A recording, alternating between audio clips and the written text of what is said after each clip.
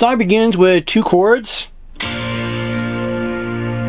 right, that's B flat major 7 bar chord. And that's like an E flat sus chord. But we also sometimes will use that B flat bass note. I'll show you that in a minute. But just for the chords, you let that ring out. Now, my setup, what I'm using for this, I'm stacking delays. So it's like a quad delay, they call it on my Kemper. I don't know what equivalent you would have, but I'm stacking delays to get more of that big sound. Many of you have probably already used something like that. This is what you're going to want to use. I do have some reverb in there also, but this is really more about stacking those delays and just letting them ring out and make it sound really super big. So that's how I get the sound for that. All right. So, and all you're doing is you just, boom, just thump it on a chord, let it ring out. Thump it on a chord, let it ring out. Okay, now about halfway through, you're going to add just a low bass note that you're just going to plunk away on. Right here, this is B flat, while this is also going on. So those big chord rings are still happening at the same time as they did in the beginning. One trick that I do, and I know that Alex has done it, I've seen close-ups of him doing this, is you'll just thump away on this low B flat until the time comes to let that ring out and then come back here. And what I'm doing is I'm also focused on more of the last 4 or 5 strings and just leaving room for this low note to just plunk away on. So I'm just giving that an opportunity there. So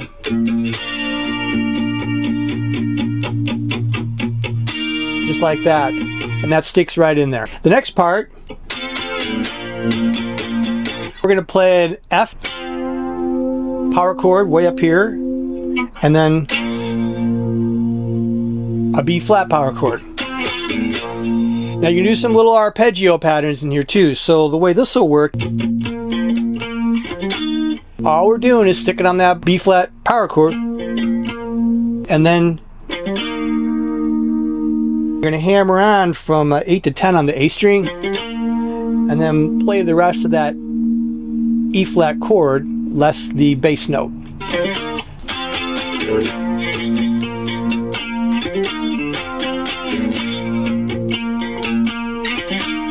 And then you're going to play the E flat chord here. You can do another arpeggio on that E flat, it's a power chord.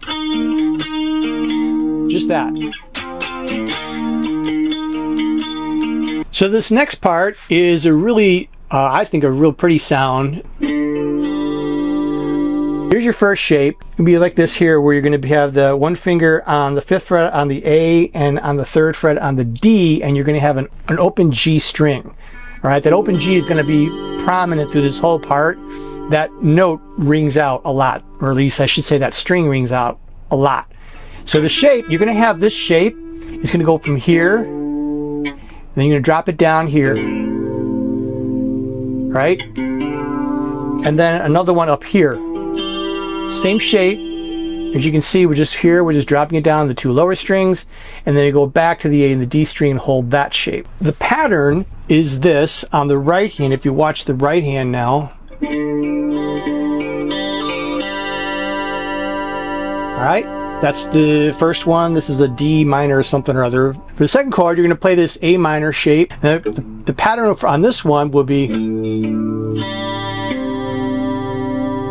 All right, so same pattern. We're just now lowering this here, and we're going to still incorporate the D now, which is now an open string. And then you're going to come back to the C note, and then from there you're going to go up to this shape. So you got to make that kind of quick here.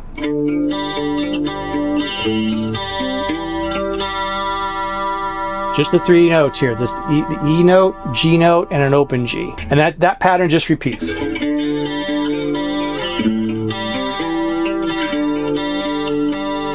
After that, you're going to come back to the power chords. You're going to play F and an E flat.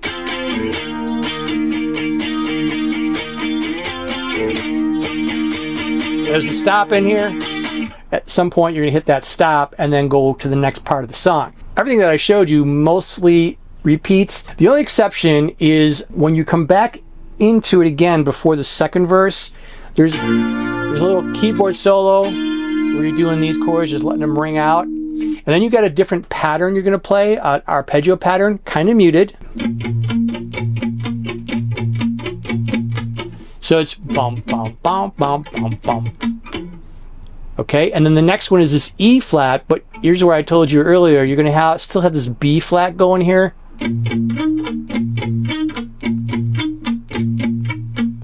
And then back to the B flat itself, chord. And then back to the E flat. And you notice I'm kind of muted here. Now, here's another trick you can do, because also that goes just quiet. It's just that for a brief time.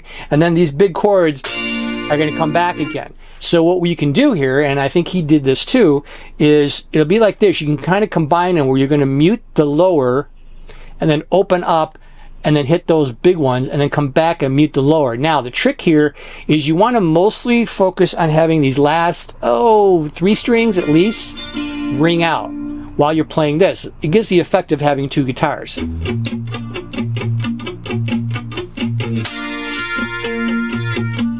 And see how this rings out. So I'm muting here, open up, mute here, but let those top ones ring.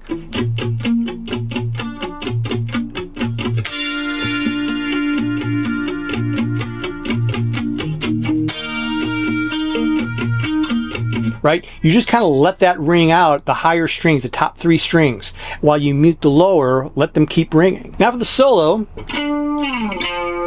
starts here on D on the 12th string, and then down to the 3rd string, which is an F note, both on the D, so you're going to go.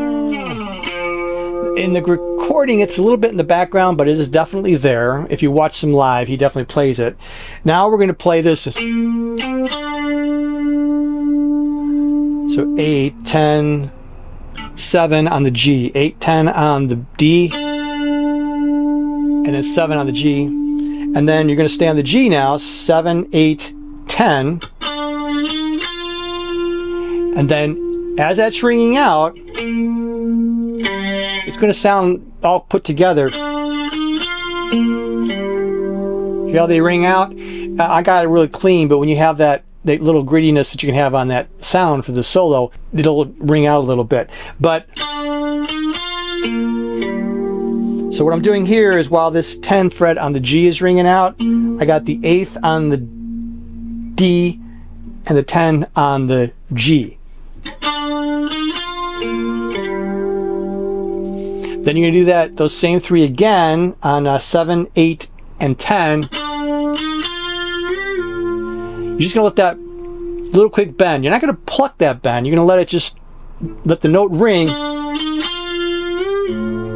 Let that ring out a little bit. Now, throughout this whole thing, if you've got the whammy bar, he uses it quite a bit. Wherever you got the notes ringing out, there's a little vibrato.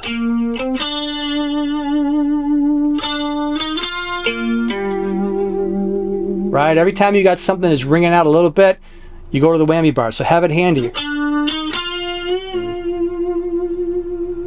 Then we jump up here. All right, now this one you got to really watch your fingering on this one. So what we're going to do is we're going to start it way up here on the B string, which is 18. And this next part is going to be all on the 15th fret. Now the best way to accomplish that, because you get kind of twisty fingers here.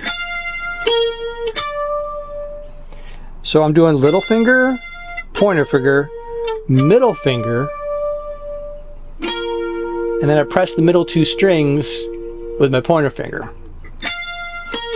And then of course put that whammy bar to let it ring out. And you do that twice. Next, we're going to play this part.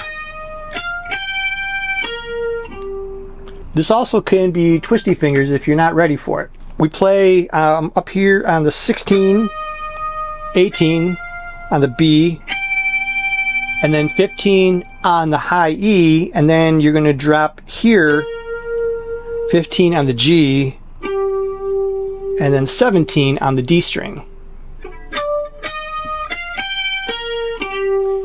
Now, again, this can be a little bit twisty on the fingers.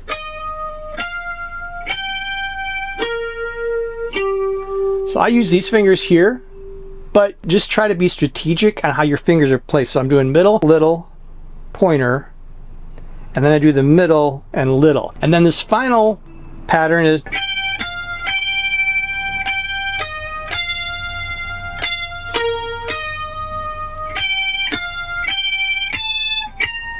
let that ring out. So we're still in this pattern right here, and that's the solo.